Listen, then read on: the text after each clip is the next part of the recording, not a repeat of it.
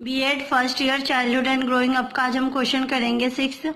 Define the various stages of development in life. हमें various stages बताते हैं जो कि हमारी लाइफ में डेवलपमेंट के थ्रू आते हैं, डेवलपमेंट के टाइम आते हैं। और describe the physical, cognitive and social development in various stages of life. हमें इसमें क्या होता है, जो हमारे लाइफ में जो चेंजेस आती है जब हम डेवलपमेंट करते हैं, तो उसमें जो फिजिकल, कॉग्निटिव और सोशल डेवलपमेंट होती है उसके बारे में हम इसमें जानेंगे। Meaning and stages of growth and development. Meaning और स्टेजेस क्या होते हैं ग्रोथ एंड डेवलपमेंट के, वो देखेंगे। Human life span begins with conception in the वॉर्म ऑफ द मदर। इसमें क्या होता है, जो ह्यूमन लाइफ होती है वो स्टार्टिंग कैसे होती है, जो हमारी मदर्स होती है उसकी जो वॉर्म होती है उसके अंदर क्या होती है, जो हमारी लाइफ स्टार्ट होती है। The 9 months period the foetus spend in the mother वॉर्म is known as the prenatal periods.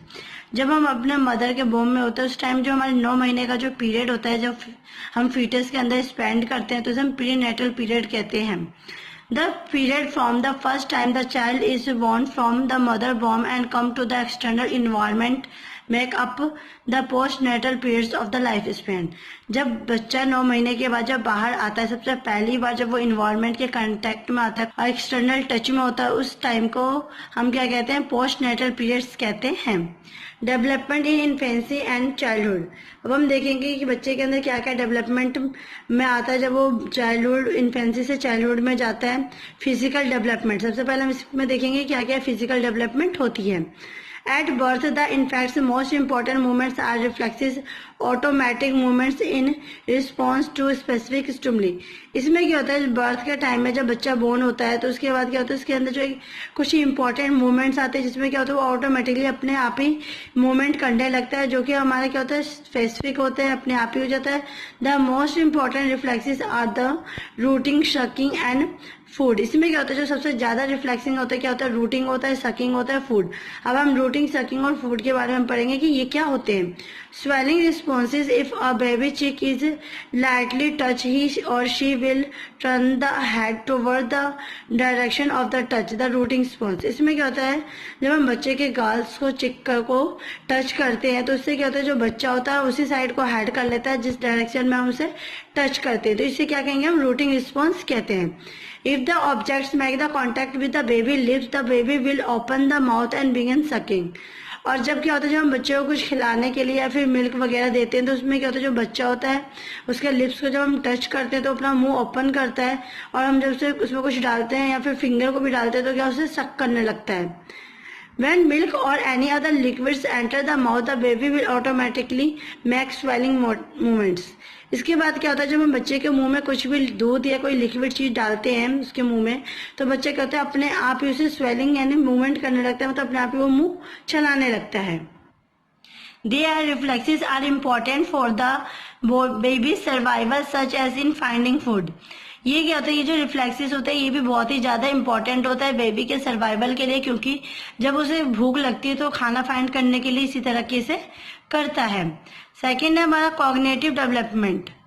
इसमें क्या कहा गया है, we can not talk to infants and expect to get any answer, we must use their non verbal behaviour as an indicator of what they are perceive. इसमें क्या होता है, जो बच्चा होता है जब छोटा सा होता है तो वो बोल नहीं पाता है और ना ही हम उसकी इतनी जल्दी लैंग्वेजेस समझ पाते हैं और ना वो हमारी लैंग्वेजेस को समझता है। इसमें क्या होता है, तो जो बच्चा होता है नॉन वेरिएबल मतलब अमौखिक तरीके से उसके बिहेवियर के थ्रू, उसके कॉन्टैक्ट के थ्रू, मतलब वो उसके हाव भाव से हम जानने की कोशिश करते हैं कि जो बच्चा वो क्या इंडिकेट कर रहा है, उसकी मतलब उसकी चीजों को देख के हमें पता चल जाता है कि बच्चों को भूख लगी है या फिर वो क्या कहना चाहता है। जैसे वॉशरूम वगैरह जाना होता है तो उसको हम एक्सप्रेशन के थ्रू ही जान पाते हैं। We know that the auditory system can detect sound because the baby will show a startle reaction when presented with a sudden loud noise। इसमें क्या होता है, जब हम बच्चे के साथ क्या होता है, ऑडिटरी सिस्टम होता है, जैसे हम बच्चों के सामने कुछ लाउड आवाज में बात कर रहे होते हैं, फिर लाउड वॉल्यूम में कुछ गाने या कुछ चल रहा होता है, तो उसमें क्या होता है, जो बच्चा होता है उसे वो वॉइस कंट्रोल नहीं होती, तो क्या होता है वो लाउड स्पीकर में एक सडन स्टेटल मतलब एक अलग तरीके से फेस रिएक्शन करता है, जिससे कि हमें उसके बारे में पता चलता है। Similarly a bright light will elect eyes closing and स्क्यूटिंग। इसी तरीके से जब हम लाइट को ऑन ओपन करते हैं तो जो बच्चा होता है वो अपने आइज के थ्रू ही हमें क्लोजिंग या सिक्वेंटली करके वो हमें इशारा करता है। अ कोल्ड ऑब्जेक्ट और a pinch will produce crying, so the sense of touch must be present. इसके बाद क्या होता है, जब हम बच्चे को कोई ठंडी सी हुई चीज या फिर कुछ उसे पिंच करते हैं, उससे वो क्या होता है, रोना स्टार्ट कर देता है, जिससे कि हमें पता चलता है कि जो उसके जो सेंसेस है वो किस तरीके से काम कर रहे हैं या नहीं। Our newborn in fact indicate their taste preference by facial expression and by choosing to swallow or not to swallow different liquids. इसके बाद क्या होता है, जो बच्चा होता है वो टेस्ट को भी जानता है। जब हम उसे कुछ लिक्विड पीने के लिए देते हैं तो उसके बाद हम उसका फेस रिएक्शन, फेशियल एक्सप्रेशन को देखते हैं कि वो उसे अच्छा लग रहा है या नहीं। अगर अच्छा लगता है तो वो अच्छा रिएक्ट करता है, उसे स्वेलिंग मतलब उसे चूज करता है। प्लस में जब उसे वो लिक्विड अच्छा नहीं लगता तो उसे ना ही वो अंदर लेता है और ना ही वो अच्छा एक्सप्रेस करता है। When an infant is given a sweet liquid, the face relaxes in an expression rather like a smile. But when it is given a sour or bitter liquid, the face indicates displeasure. इसी तरीके से हम देखेंगे जब हम बच्चे को कुछ अच्छा मीठा सा लिक्विड देते हैं जिससे कि जो बच्चे का फेस एक्सप्रेशन होता है वो बहुत ही अच्छा होता है, प्लस वो क्या उसे पीने के बाद एक अच्छी सी स्माइल पास करता है। परंतु जब हम उसे कुछ खट्टा या कड़वा चीज देते हैं तो जो उसका फेस इंडिकेटर होता है, फेस एक्सप्रेशन होता है, वो डिस्प्लेजर होता है, जिससे कि हमें पता चलता है कि जो बच्चे को हमने दिया उसे पसंद नहीं है। As child grow their nervous systems and they undergo new experiences. इसमें क्या होता है, जो बच्चा होता है धीरे धीरे बढ़ता जाता है, उसके नर्वस सिस्टम्स भी बढ़ते जाते हैं और वो नई नई चीजें, न्यू एक्सपीरियंस भी सीखता जाता है। Perceptual and motor skills developed in complexity and competency. इसमें क्या होता है, जैसे जैसे बच्चा बढ़ता जाता है तो जो उसकी डेवलपमेंट होती है, स्किल डेवलपमेंट, वो भी थोड़ी कंफ्यूजन सी हो जाती है, कॉम्प्लेक्स हो जाती है। जिसमें क्या होता है, जो हम उसे मोटर स्किल्स की थ्रू चीजें समझाने की कोशिश करते हैं जिससे कि जो बच्चा होता है वो भी न्यू स्किल्स को, न्यू एक्सपीरियंस को सीख सके। नेक्स्ट है हमारा social development. Because babies are totally depend on their parents, the development attachment between parents and infant curriculum to the infant survival. इसमें क्या होता है, जो बेबी होता है डिपेंड होता है पूरी तरीके से अपनी फैमिली के ऊपर डिपेंड होता है, क्योंकि वो उन्हीं के थ्रू ही उनसे ज्यादा अटैचमेंट होता है उनके थ्रू।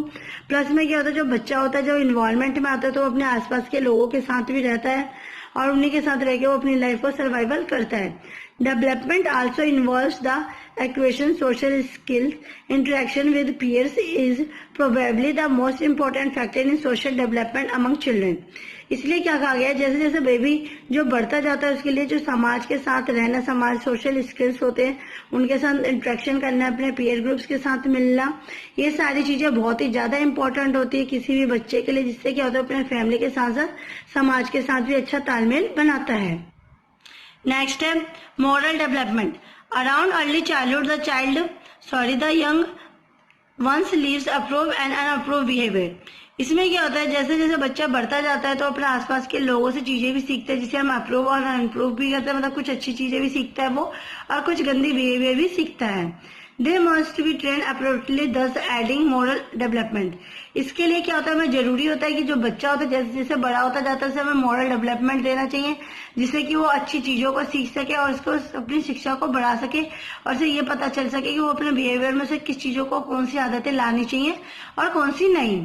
जिसे देखेंगे हम, इट इज बेस्ड ऑन, और ये बेस्ड होते हैं। फर्स्ट पॉइंट है parents who teach children right from wrong and must be consistent, otherwise the child gets confused. इसमें क्या होता है, जो पेरेंट्स होते हैं अपने बच्चों को अच्छी तरीके से ट्रीट करते हैं और उन्हें टीच करते हैं, प्लस में उन्हें बताते हैं कि क्या चीज सही है क्या गलत है, उसके लिए उन्हें प्रिपेयर करवाते हैं और इसके लिए क्या होते हैं, बच्चों को अच्छे से उन्हें शिक्षा देते हैं, जिससे कि बाद में बच्चा कंफ्यूज नहीं होता है और अच्छी और गलत चीजों को वो समझता है। सेकेंड पॉइंट है, a mistake must not be appreciated, approved और smile upon it reinforce learning of wrong behaviour. इसमें क्या कहा गया है, जब बच्चे को कोई गलती करता है तो उसे हमें ना ही अप्रिशिएट करना ना चाहिए, ना ही इसे अप्रूव करना चाहिए, मतलब मान्यता देनी चाहिए, ना ही इसके लिए हमें स्माइल करके उसे छोड़ देना चाहिए और ना इसके लिए इनाम देना चाहिए। बल्कि जब उसका रॉन्ग बिहेवियर हो तो उसी टाइम हमें थोड़ा उनके आगे थोड़ा टफ, मतलब उस तरीके से बिहेव करना चाहिए जिससे कि बच्चे को पता चले कि उन्होंने वो काम गलत किया, जिससे उनके पेरेंट्स उनसे गुस्सा है और इससे उसका प्रोत्साहन नहीं बढ़ा रहे हैं। इसलिए ये सारी चीजें क्या होता है, बच्चों को भी टाइम टू टाइम सिखानी चाहिए कि उन्हें अच्छे और बुरे में फर्क पता चल सके।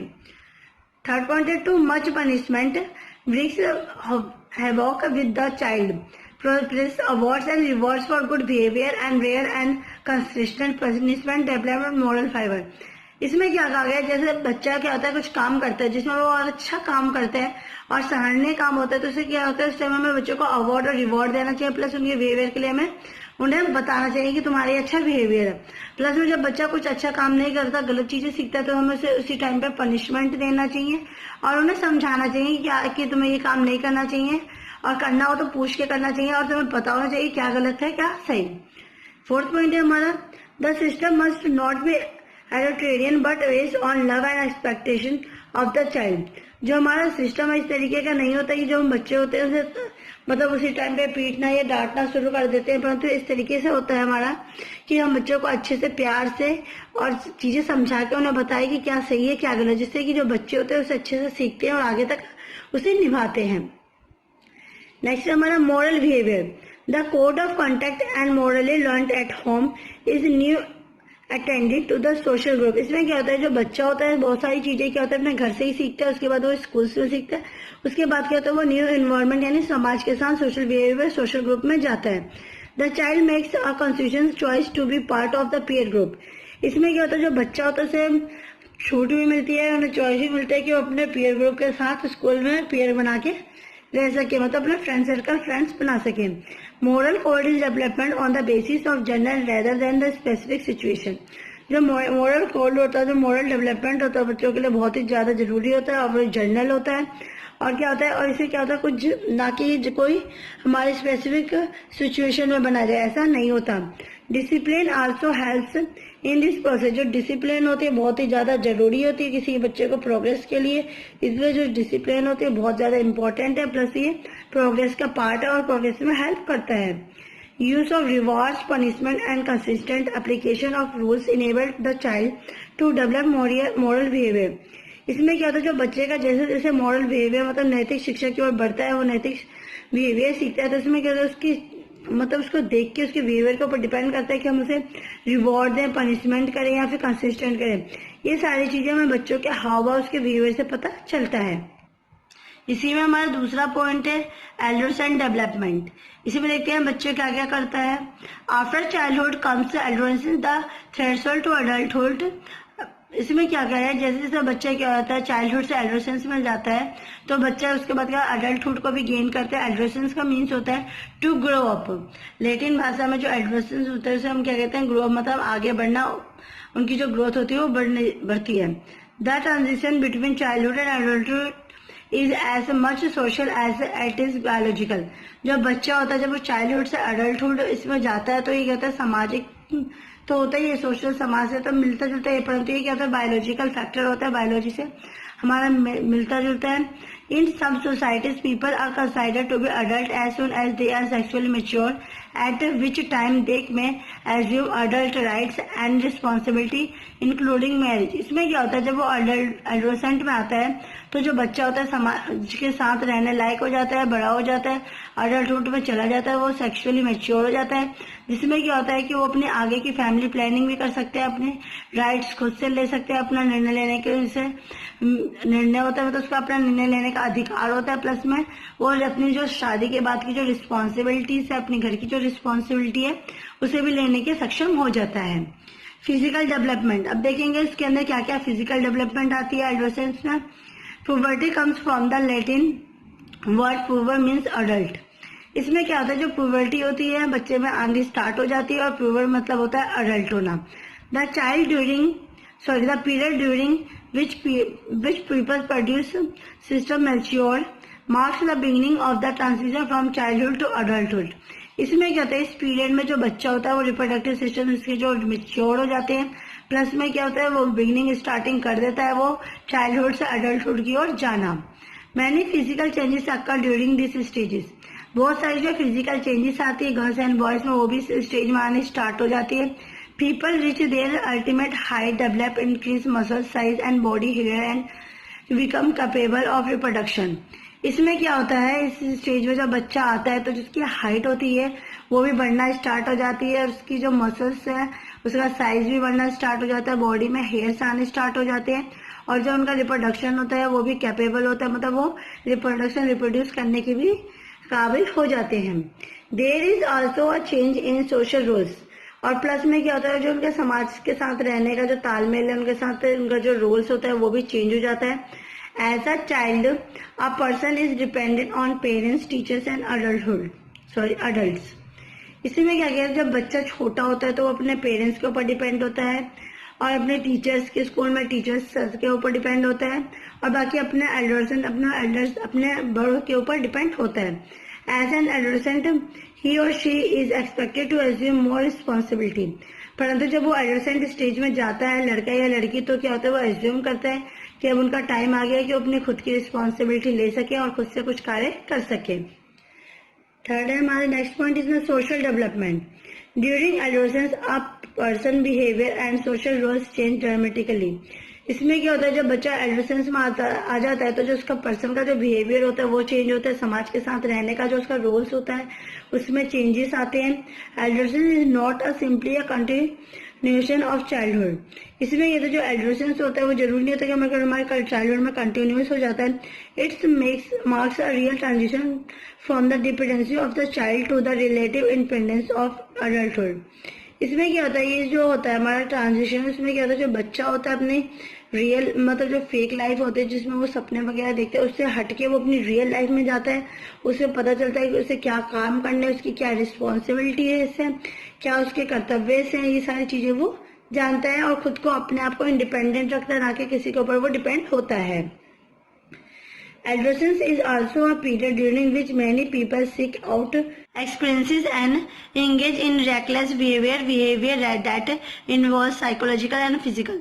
इसमें क्या कहा गया, जब बच्चा एडोलेसेंस स्टेज में आता है तो जो पीरियड में, इस टाइम में जो बच्चा होता है वो अपने नए नए एक्सपीरियंस को सीखता है, नई नई चीजें आती है, नए नए बिहेवियर सीखता है, जिससे कि वो साइकोलॉजिकल और फिजिकली डिपेंडेंट होता है और अपनी रिस्पॉन्सिबिलिटी और अपनी फैमिली की रिस्पॉन्सिबिलिटी लेने लायक होता है। नेक्स्ट हमारा cognitive development. A focal point in adolescent development in the formation of an identity. इसमें क्या होता है, जब बच्चा क्या होता है एडोलेसेंट स्टेज में आता है तो उसकी जो डेवलपमेंट होती है, प्लस में वो क्या होता है, फॉर्मेशन, अपनी खुद की आइडेंटिटी, खुद का पहचान बनाने के काबिल हो जाता है। Forming an identity has two primary components, the crisis itself and the commitment or decision regarding a specific course of action after consideration of possible alternatives. इसमें क्या होता है, जो हमारा फॉर्मिंग एंड आइडेंटिटीज होता है, ये क्या होता है, हमारे दो टाइप्स में होता है, दो कंपोनेंट्स होता है। एक तो क्राइसिस जिसमें वो खुद के बारे में जानने की कोशिश करता है, दूसरा वो कमिटमेंट जो करता है, उसमें जो डिसीजंस लेता है उसके बारे में उसके क्या रिएक्शन है, किस तरीके से कंसाइडर करता है, प्लस में वो अपनी रिस्पॉन्सिबिलिटी खुद से ले पाता है नहीं, वो सारे क्या होता है अल्टरनेटिव तरीके से उससे कनेक्टेड होते हैं। And adolescent identity may also be influenced by gender issues and such as female greatly tendency to desire to form close relationships with others। इसमें क्या होता है, जब एडोलेसेंट स्टेज में आता है तो हमारी जो आइडेंटिटी होती है, खुद की जान पहचान होती है, खुद की पहचान बनती है, जिसमें हम लोग क्या होता है अपने आसपास के लोगों से मिलते हैं, हमारे कुछ भी इश्यूज होते हैं वो भी शॉर्ट आउट होते हैं सबके साथ रह के। प्लस में जो फीमेल्स होती है उनके लिए बहुत ही ज्यादा मायने रखता है जब वो एडोलेसेंट स्टेज में आती है, क्योंकि इस टाइम क्या होता है, जो फीमेल्स होती है वो डिजायर करते हैं कि उनका किसी के साथ क्लोज रिलेशनशिप हो और वो अच्छे से उनके मतलब एक अच्छा लाइफ पार्टनर चूज करने की कोशिश करती है। The nature friendship changes during adolescence. जो हमारा नेचर होता है फ्रेंडशिप का वो चेंजेस होता जाता है एडोलेसेंट स्टेजेस में आके। फोर्थ है हमारा मॉरल डेवलपमेंट। और क्या क्या हमारे इसमें मॉरल डेवलपमेंट आते हैं, by adolescence the mechanism of a moral code should be develop. क्या होता है जब हम एडोलेसेंट स्टेज में आते हैं, जो हमारा मैकेनिज्म होता है मॉरल कोड का, मॉरल डेवलपमेंट का, वो भी क्या डेवलप होता है। Morality must be rooted in internal control and not external agencies such as fear, punishment and social consequences। इसमें क्या होता है, जो हमारा मोरालिटी होता है वो हमारा जरूरी होता है हमारा इंटरनल कंट्रोल से, ना कि कोई बाहर एजेंसी से, जैसे कि हम फियर, डरना, कोई पनिशमेंट लेना या समाज के साथ अपनी एकता बनाना। While these factors deter the adolescent, he or she learn to decide on he or she own। इसमें क्या होता है, इस फैक्टर में से इस टाइम में जो हमारे एडोलेसेंट स्टेज में जो बच्चे होते हैं वो अपने खुद के निर्णय लेने में सक्षम होते हैं और खुद का अच्छा बुरा भी जानने की कोशिश खुद से करते हैं। थर्ड और लास्ट है हमारा अडल्टहुड एंड ओपन एज। इसमें क्या कहा गया है, Adult development is much more variable because physical changes in adults are more gradual. इसमें क्या होता है, जब हम अडल्ट डेवलपमेंट होते हैं तो इसमें जो बच्चा होता है इतना काबिल होता है कि वो अपने खुद को अपने आप को एक्सप्रेस कर सके दूसरे के बारे में के सामने, प्लस में अपने फिजिकल चेंजेस जो भी आते हैं अडल्टहुड में उससे वो वाकिफ होता है, उसे अच्छे से जानता है. Mental and emotional changes during adulthood are more closely related to individual experiences due to change than to age. इसमें क्या होता है, जब हम मेंटली और इमोशनली थ्रू एक दूसरे से कनेक्ट होते हैं और ये हमारी जो चेंजेस आती है वो आती है, तो इससे क्या होता है, जब हम एक दूसरे के कांटेक्ट में आते हैं इमोशनली और मेंटली थ्रू तो हमें उससे बहुत ही अच्छे क्लोज रिलेशंस में होते हैं, क्लोज रिलेटेड होते हैं, प्लस में उससे हम अपनी सारी बात शेयर कर पाते हैं और अपने जो भी न्यू एक्सपीरियंसेस होती है वो भी हम यहाँ पे सीखते हैं. Some people achieve successful and satisfaction with other careers while some hate their jobs. इसमें जो पीपल्स होते हैं जो अचीव करते हैं, अच्छी अच्छी पोस्ट पे जाते हैं, तो वो क्या होता है, वो सेटिस्फेक्शन करते हैं अपने कैरियर्स को लेके चलते हैं, जिसमें कि वो खुद से चूज करते हैं कि उन्हें खुद का बिजनेस करना है या फिर वो किसी के साथ पार्टिसिपेट करके या फिर किसी के थ्रू जॉब करते हैं. नेक्स्ट, सब marry and have happy family life. इससे क्या होता है, जो बच्चे होते हैं उनकी जो फैमिली होती है वो बहुत ही अच्छी होती है, मैरिज जो उनकी शादी होती है बहुत ही खुशहाल भरी होती है. While others never adjust to the roles of sponsor and mothers parents. इसमें क्या होता है, हमें बोलना भी नहीं चाहिए और एडजस्ट का जो हमारा जो रोल्स होता है पेरेंट्स के सामने वो भी अच्छा होना चाहिए, ना कि हमारा उनके साथ एडजस्टेड बिहेवियर होना चाहिए. No single description of adult development will fit everyone. इसमें अगर कोई सिंगल डिस्क्रिप्शन नहीं है जिससे कि जो हम अडल्टहुड में बच्चों की डेवलपमेंट करवा सके और हर एक बच्चे पे ध्यान दे सके. Physical development. As we grow older there is one set of changes that we can count on physical ones. इसमें क्या होता है, जब हम ओल्डर स्टेज में पहुंचते हैं तो जो हमारा चेंजेस होता है वो इस तरीके से होता है जिससे कि हम अपने फिजिकल चेंजेस को काउंट भी कर सकते हैं. Our physical abilities peak at around age 30 and decline gradually thereafter.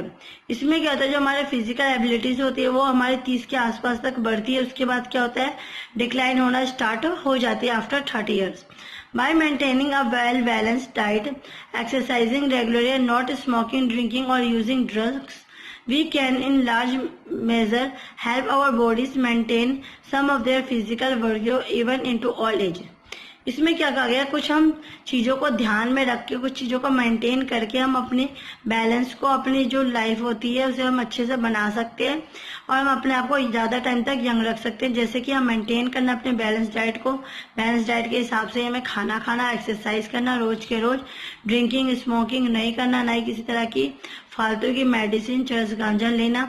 इस तरीके से हम अपने आप को ज्यादा टाइम तक अच्छे से रख सकते हैं, अपने आप को मेंटेन कर सकते हैं, प्लस में अपनी बॉडी को भी मेंटेन कर सकते हैं और अपने जो फिजिकल चेंजेस आते हैं बुढ़ापे में उस चीज को भी अच्छे से कर सकते हैं और हम सारी बीमारियों को होने से रोक सकते हैं. सेकेंड, हमारा social development. Adult social development occurs with in the context of love, marriage and work. जब हम समाज के साथ तालमेल बनाते हैं तो उसमें क्या होता है, हमारे अंदर बहुत सारी चीजें आती हैं, जैसे कि हम लव होना, मैरिज होना और किसी के साथ एक साथ मिलके काम करना. Marriage seem to happiness just after the birth of children. जब बच्चे का जो मैरिज होती है बहुत ही ज्यादा हैप्पीनेस होती है, बहुत ही ज्यादा अच्छी होती है जब बच्चे का जन्म होता है. It appears to be unhappiness just before the child leave home, possibly due to the emotion and time demands that adolescent place on their parents. सबसे ज्यादा बच्चों को, पेरेंट्स को खुशी तब होती है जब उनके घर में कोई बच्चा आता है और सबसे ज्यादा दुख उन्हें उस टाइम पे होता है जब बच्चा क्या होता है, बड़े होने के बाद जॉब के लिए या फिर एजुकेशन प्राप्त करने के लिए, फिर शादी के बाद अलग होने के बाद अलग होने की सोचता है. उस टाइम जो पेरेंट्स होते हैं इमोशनली बच्चों से बहुत ज्यादा अटैच होते हैं और उन्हें बहुत ही ज्यादा बुरा लगता है और बहुत ही खराब टाइम होता है उनके लिए कि जब बच्चे एडोलेसेंट एज में होते हैं और वो अपनी फैमिली, अपने पेरेंट्स को छोड़ के जाते हैं. Many families have parents who both work which help easy the financial burden of the raising a family and long term financial obligation. इसमें क्या होता है, फैमिली के जो दोनों पेरेंट्स होते हैं, मम्मा पापा, अगर वो दोनों जॉब करते हैं तो जो बच्चों की जो फाइनेंशियल बर्डन होता है बच्चों को पढ़ाने का वो भी कम हो जाता है और इसमें क्या होता है, वो अच्छे से पार्टिसिपेट करके जो पेरेंट्स होते हैं वो बच्चे की फी करने में, प्लस में उनका साथ देने में भी अच्छे से साथ करते हैं और उनका जो भी एजुकेशन प्राप्त करवानी होती है या फिर जिस तरीके से बच्चों को ट्रीट करना चाहते हैं तो वो उस तरीके से कर पाते हैं।